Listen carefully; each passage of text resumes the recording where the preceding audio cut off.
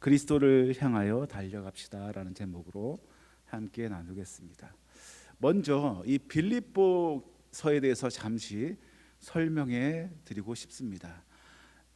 사도 바울이 마게도냐로 와서 우리를 도우라 하시는 환상을 보고 처음으로 유럽에 넘어가서 처음 들어간 도시가 이 빌립보 도시입니다. 거기서 자주장사 루디아를 만나서 그 집에서 교회를 세우고 하나님께 예배를 드리고 지내다가 귀신 들린 여자를 고쳐서 그것 때문에 매우 맞고 감옥에 갇히는 사건이 일어납니다. 그리고 그 사건 이후에 간수장이 그 가족과 더불어 예수님을 믿어서 너와 주 예수를 믿으라, 너와 내 집에 구원이 이르리라 하신 귀한 말씀을 빌립보서를 통해서 주시고 이 사람들을 모아서 교회를 이룬 것이 바로 빌립보 교회입니다. 그런데 이 빌립보서를 쓴 그때는 주후 61년에서 63년 정도에 쓴 글인데 옥중서신 중에 마지막 성경이라고 할 수 있습니다. 옥중서신이 뭐냐면 바울이 감옥에서 쓴 편지 글이다라는 뜻입니다. 그런데 이 로마의 감옥에 들어서 이 빌립보 사람들에게 편지를 쓴 내용이 오늘 빌립보서의 내용입니다. 근데 빌립보에 대한 그 지역을 조금 우리가 살펴보면 빌립보 지역은 은퇴한 군인들, 로마의 군인들이 많이 살았던 곳입니다. 그래서 빌립보를 제2의 로마다라고 생각하는 사람이 많았고 나는 로마 시민권자다 이렇게 얘기하는 사람들이 많았습니다. 그러다 보니까 하늘에 계신 하나님, 우리의 절대 왕이신 하나님을 증거하는 그 전파하는 것이 쉽지 않았던 것 같습니다. 왜냐하면 많은 사람들이 로마의 황제가 왕이라는 사실을 인정하고 있었기 때문에 그 빌립보에 있는 사람들에게 복음을 전하기에 엄청 어려웠던 것 같습니다. 근데 아이러니하게도 환상을 통해서 우리를 와서 도우라 하신 그 환상을 보고 간 그곳이 어떻게 보면 일이 술술 풀려나가야 될 텐데 귀신 들린 여자를 고쳤다는 이유로 엄청 맞고 감옥에 갇히는 일까지 벌이고 나중에는 추방을 당하는 일까지 되고 합니다. 어떻게 보면 세상적인 사람의 눈으로 보면 실패한 사역이다라고 볼 수가 있을 것 같습니다. 아니 그렇게 하나님께서 가라고 해서 갔는데 열매는 별로 없는 것 같은데 아니 그렇게 하라고 겨우 억지로 보내놓고 사람을 맞게 하고 감옥에 갇히게 하고 추방까지 당하다니 참 안 됐다라고 생각할 수 있습니다. 그러나 하나님의 놀라운 은혜를 통해서 자주장사 루디아를 만나게 하고 간수장을 만나게 하고 또 귀신 들린 그 여자까지 성경에 나와 있지 않지만 교회 공동체에 포함되어서 예수님을 믿은 교회로 시작하게 했다는 놀라운 사실입니다. 하나님께서는 사람 보기에는 실패했다고 보는 그 시작에서 교회를 세우는 놀라운 능력과 놀라운 은혜를 보여주신 것입니다. 근데 그 교회를 통해서 지금 감옥에 갇혀 있는 사도 바울의 옥바라지를 어느 교회에서 담당했느냐? 바로 이 빌립보 교회에서 옥바라지를 했습니다. 그래서 빌립보의 사람들이 에바브로디도라는 사람을 보내서 열심을 다해서 바울을 위해서 수고하게 되고 왔는데 근데 에바브로디도가 죽을 뼈에 걸렸다가 하나님의 은혜로 살림을 받고 다시 돌아갈 때에 이 빌립보 교회에 보낸 서신을 보내게 됩니다. 어떻게 보면 이 빌립보 교회를 사람들이 볼 때는 실패한 사역이라고 볼 수도 있지만 아니었습니다. 나중에 옥중에 갇힌 사도 바울을 위해서 그렇게 기도하고 물질적으로 도와줬던 그 교회가 바로 이 빌립보 교회였던 것입니다. 근데 재밌게도 빌립보 교회에서는 이 빌립보서를 통해서 두 가지를 강조하고 있습니다. 두 가지를 강조하고 있는데 그것은 뭐냐면 첫 번째는 따라합시다. 기뻐하라. 기뻐하라. 첫 번째 지금 우리 3대지 중에 돼지도 서론을 지금 얘기하고 있습니다. 기뻐하는 삶을 살아야 된다고 동사나 명사 중에 10번이나 이 빌립보서에 적혀져 있습니다. 왜 기뻐하라고 했을까요? 아마 그때 빌립보에서 사람들에게 전하려고 하니까 굉장히 어렵고 힘든 상황에 있었던 것 같습니다. 기뻐하지 못할 상황에 있었던 것 같습니다. 사도 바울은 이 빌립보 사람들에게 기뻐하라, 그리고 나를 본받는 자가 되라, 이것은 내가 기뻐하는 것처럼 너희도 기뻐하는 것을 본받으라고 얘기하는 것입니다. 두 번째는 연합과 화합에 대해서 얘기하고 있습니다. 빌립보에 있는 교회 사람들이 함께 모여서 연합하고 하나 되는 것을 그렇게 사도 바울은 원했고 그렇게 하라고 적혀 있습니다. 이것은 바로 우리들의 교회도 마찬가지라고 적용됩니다. 우리가 가져야 될 마음은 무엇입니까? 기뻐하는 삶. 기뻐하는 삶. 또 한 가지는 화합과 연합. 그래서 우리는 서로에게 나쁜 말을 해서는 안 됩니다. 나쁜 말, 옳은 말보다는 좋은 말로 서로에게 기쁨이 되고 화나가 되는 그런 우리가 열심을 다해야지 좋은 교회, 사도 바울이 원했던 빌립보에 보냈던 그 서신의 내용처럼 아름다운 교회가 될 것 같습니다. 이 빌립보 교회에서는 아까도 말씀드렸지만 로마에서 관료들, 특별히 군인들이 은퇴해서 있었던 곳이기 때문에 많은 사람들이 부자였던 것 같습니다. 그러니까 자주장사 루디아가 자줏빛 옷감을 팔 수 있는 여건이 형성되어 있었고, 그래서 자주장사 루디아는 엄청난 부자였던 것 같습니다. 그래서 이 사도 바울을 끝까지 선교할 수 있도록 이 감옥에 있을 뿐만 아니라 전도 여행할 때도 많은 서포트를 해줬던 사람이었습니다. 하나님께서 마게도냐로 와서 우리를 도우라 하신 그 환상이 그냥 인간의 모습으로 보기에는 실패한 것처럼 보이지만 결국에는 하나님 나라에 좋은 영향을 미치는 귀한 교회로 세워졌던 사실을 기억해야 됩니다. 우리는 그걸 기억해야 돼요. 우리는 내 삶이 어렵고 힘들다. 왜 그럴까? 하나님이 이 일을 어떻게 이렇게 하실까? 이렇게 실패하고 하나님이 나를 함께하지 않는다는 그런 마음이 들지라도 합력하여 선을 이루시는 하나님을 기대하는 저와 여러분이 되시기를 예수님의 이름으로 축원합니다. 그렇다면 오늘은 그리스도를 향하여 달려가야 된다고 하는 사도 바울의 이 말씀을 한번 하나하나 살펴보겠습니다. 우리는 경주의 모습을, 인생의 또 믿음의 여정을 얘기합니다. 우리는 단기 달리기 선수가 아니라 장거리 달리기 선수를 얘기하고 있습니다. 우리 한번 따라합시다. 이미 이룬 것이 아님을 겸손히 인정합시다. 이미 이룬 것이 아님을 겸손히 인정합시다. 이게 무슨 말씀일까요? 우리가 믿음 생활을 굉장히 많이 했습니다. 특별히 나는 굉장한 큰 하나님의 은혜와 역사로 예수님을 믿게 됐고, 또 우리가 하나님 주신 은혜를 통해서 수많은 것을 경험했어. 예전의 신앙으로 지금도 혹시 살고 계신 분이 있지 않는가 염려되는 것입니다. 사도 바울은 그런 삶을 살지 말라고 얘기하고 있습니다. 12절을 한번 읽어보도록 하겠습니다. 시작.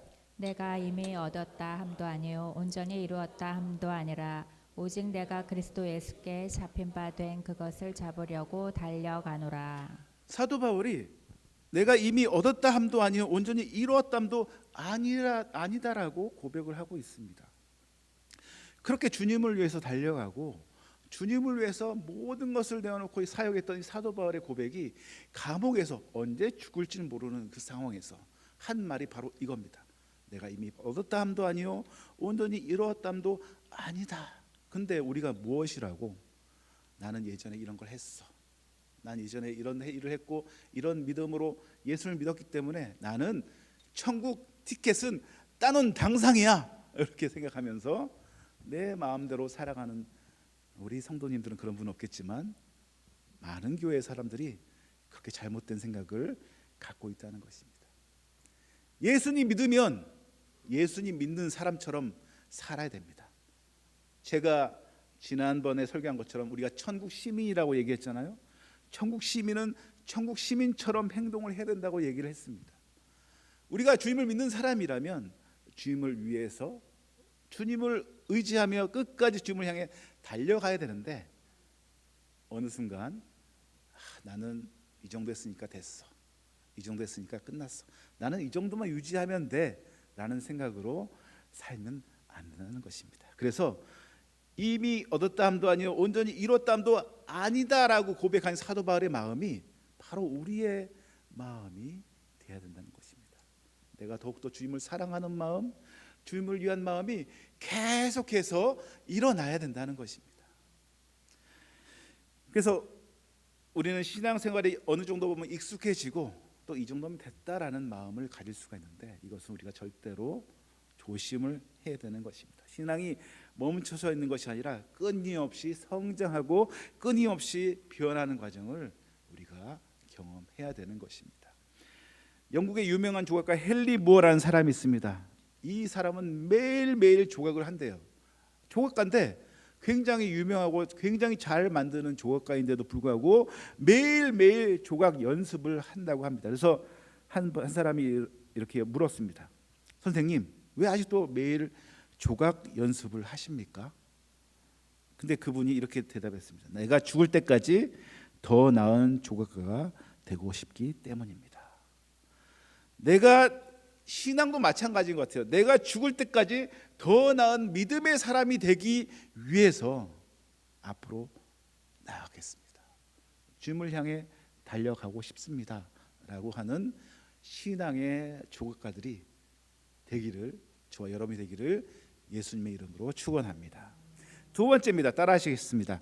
과거는 잊고 앞을 향해 나아갑시다. 과거는 잊고 앞을 향해 나아갑시다. 13절을 한번 읽어보도록 하겠습니다. 시작. 형제들아, 나는 아직 내가 잡은 줄로 여기지 아니하고 오직 한 일, 즉 뒤에 있는 것은 잊어버리고 앞에 있는 것을 잡으려고. 뒤에 있는 것을 잊어버리고 앞에 있는 것을 잡으려고 사도 바울이 달려간다고 얘기했습니다. 그래서 뒤에 있는 것은 무엇일까요? 뒤에 있는 것, 과거의 실패, 그리고 과거의 어떤 성공, 뒤에 과거를 집착하는 마음, 이 모든 것을 우리가 버려야 된다고 얘기하고 있는 것입니다. 우리가 과거를 잊고 앞으로 향해 달려갈 때에 발전이 있습니다. 조그만 송사리와 통나무의 차이점이 뭔지 아십니까? 통나무는 덩치가 크고 송사리는 작은 생명체밖에 되지 않는데 생명이 있고 생명이 없고의 차이가 물 위에 놔두면 차이가 납니다. 나무는 죽었기 때문에 그냥 물길 흘러가는 대로 흘러가고 말지만 송사리는 생명력이 있기 때문에 앞으로 나아갈 수 있습니다. 여러분, 우리가 생명력이 있는 사람입니까? 그러면 생명력 있게 뒤를 돌아보지 않고 앞으로 나아가야 될 것 같습니다. 늘 과거의 실수, 과거의 잘못, 이것들이 나를 사로잡을 때가 있습니다. 그럴 때는 어떻게 해야 될까요? 주님께 모든 것을 맡기고 주님께 기도하면 주님께서 해결해 주신다고 약속하셨습니다. 만약 우리가 우리 죄를 자백하면 저는 미쁘시고 오려서 우리 죄를 사하시고 우리를 모든 불의에서 깨끗게 하실 것이요라고 말씀하셨습니다. 우리가 예전에 아픈 기억 때문에 그 사람이 앞으로 나가지 못한 사람이 너무 많이 봤습니다. 어릴 때 부모님으로부터 받은 상처, 어릴 때 친구들한테 받은 상처, 어릴 때 선생님으로 받은 상처, 내 형제 자매로부터 받은 상처, 그 상처 때문에 앞으로 나가지 못하고 여전히 거기에 머무르고 있는 사람들이 너무나 많이 있습니다. 저는 예전에 아주 이상한 책을 본 기억이 납니다. 가게의 저주를 끊어라, 뭐 이런 책이었는데 아닙니다, 여러분. 그건 잘못된 말입니다. 가게의 저주를 끊어라는 말은 그리스도를 모르는 사람에 해당되는 말이고, 우리는 그리스도를 알기 때문에 우리는 그리스도로 말미암아 모든 것을 끊을 수가 있습니다. 믿음의 가정이 왜 이전의 가정과 다릅니까? 예수 그리스도 때문에 그렇습니다. 예전에 아픈 마음과 상처가 있던 사람이 그리스도를 믿고 가정을 이룰 때 아름다운 가정이 되는 것을 많이 봤습니다. 왜 그렇습니까? 바로 예수 그리스도 때문에 그렇습니다. 우린 더 이상 과거의 실패와 과거의 잘못과 과거의 오류에 빠져서 사는 인생이 아니라 예수 그리스도를 보고 앞으로 나아가는 자가 되어야 될 것입니다. 이것이 바로 사도 바울이 원하는 말씀과 동일한 내용입니다. 사도 바울이 과거에 얽매여 있는 것을 잘못된 것이라고 계속해서 얘기하고 있습니다. 빌립보에 있는 사람들도, 거기에 유대인들도 있었는데, 유대인들도 잘못된 율법으로 인해서 그리스도를 믿는 믿음에 잘못됐다고 사람들에게 유혹하는 경우가 많이 있었습니다. 그렇기 때문에 분리되고 나눠지고 빌립보 교회가 흔들리는 것을 보게 됩니다. 그렇기 때문에 사도 바울이 하나 되고 화합이 되어야 된다고 얘기한 것이 바로 그 이유입니다. 이것은 무엇입니까? 옛날에 율법이 중요하다고 생각하는 사람들이 있었기 때문에 그렇습니다. 아닙니다. 우린 은혜로 주님 앞에 달려갈 수 있습니다.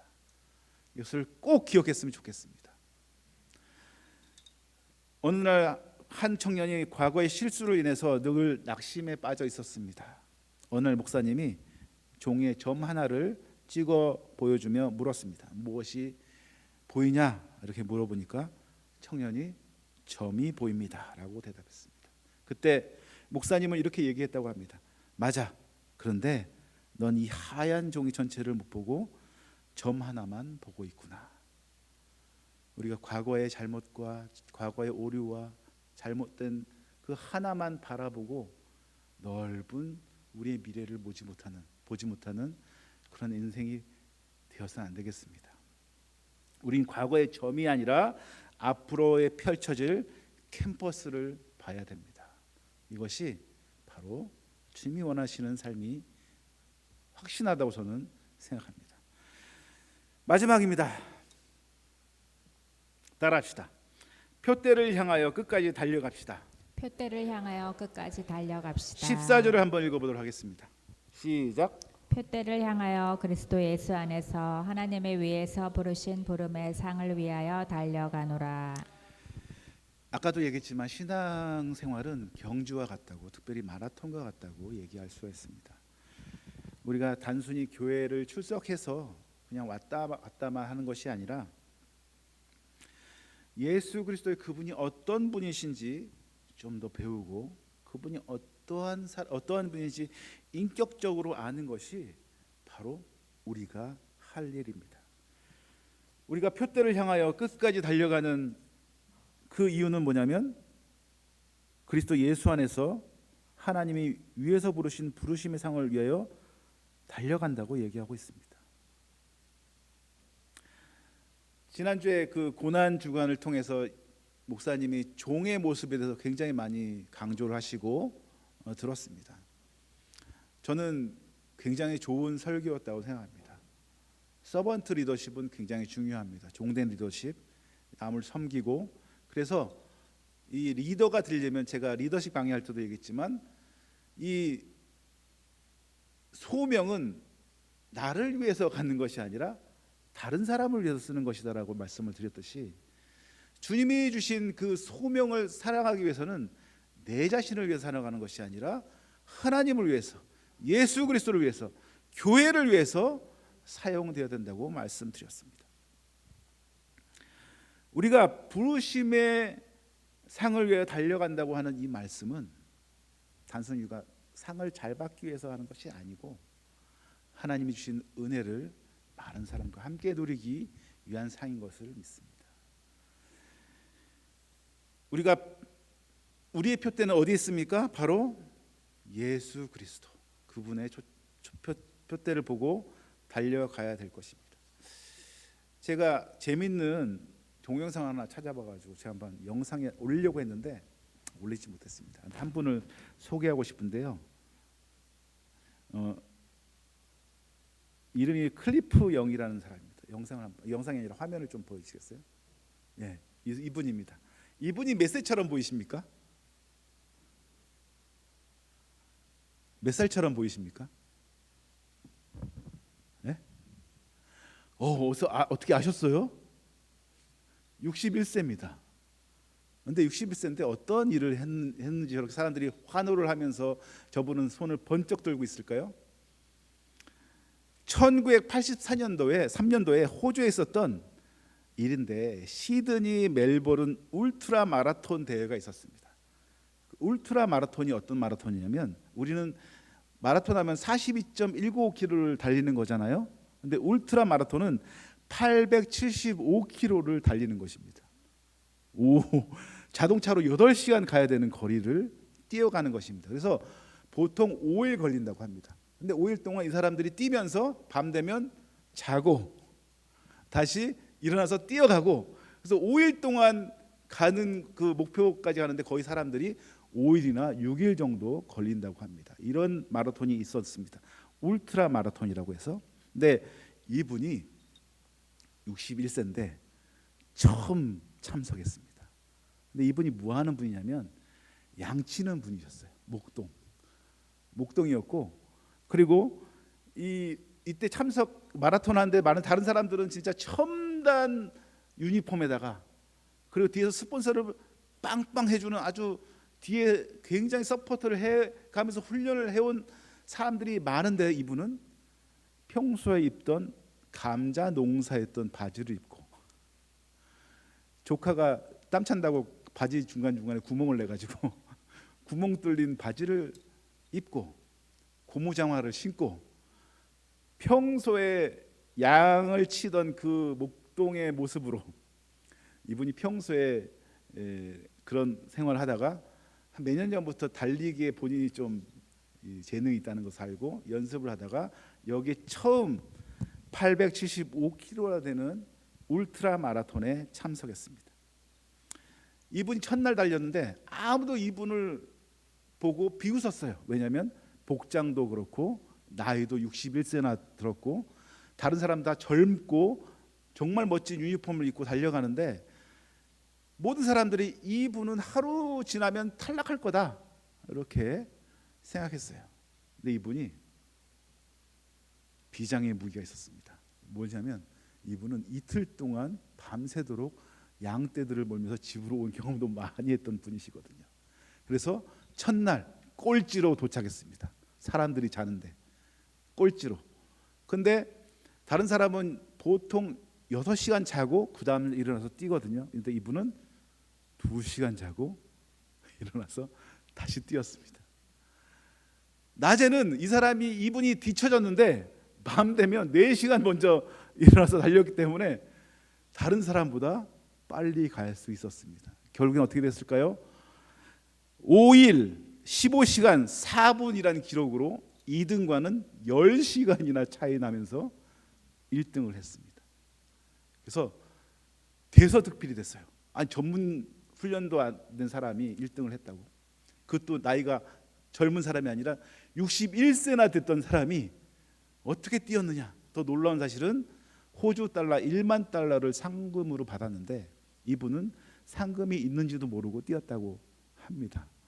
그래서 완주한 사람, 그날 완주한 사람 6명에게 자기 상금 1만 달러를 다 나눠주고 자기는 한 푼도 가져가지 않았다고 합니다. 이것이 대서특필되면서 호주 전역에 이분이 굉장한 사람으로 추대를 받기, 저렇게 해서 사람들에게 막 하는 사진이 보여지게 되었습니다. 이분은 20년 이후에도 20년 동안 계속 암으로 돌아가시까지 20년 이후에 돌아가셨는데 그때까지 굉장히 많은 대회에 나가셔서 거의 지금 875km의 5배, 6배 되는 거리를 뛰었다고 합니다. 계속해서 대회에 참석하여서 여러분 어떻습니까? 우리 신앙생활이 바로 이런 겁니다. 내가 늦었다고 생각하는 때가 늦은 게 아닙니다. 61세라고 사람들이 손가락질합니다. 저 사람 너무 늙었어. 안 돼. 할 수가 없어.